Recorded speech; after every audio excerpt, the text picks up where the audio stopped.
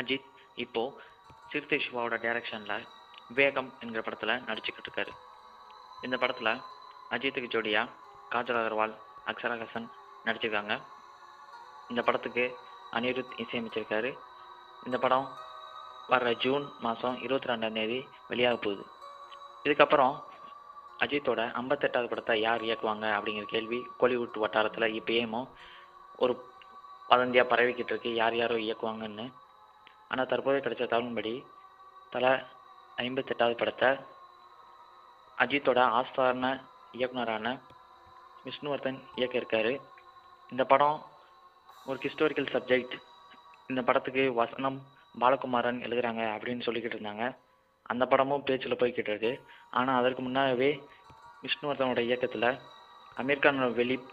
அமீர்கானோட நடிப்பில் வெளிவந்து மாபெரும் வெற்றி படமான தங்கல் படத்தை ரீமேக் செய்ய போகிறாங்களாம். இந்த படத்தை அமீர்கானே தயாரிக்க விருப்பம் காட்டியதாக தகவல் வெளிவந்துள்ளது.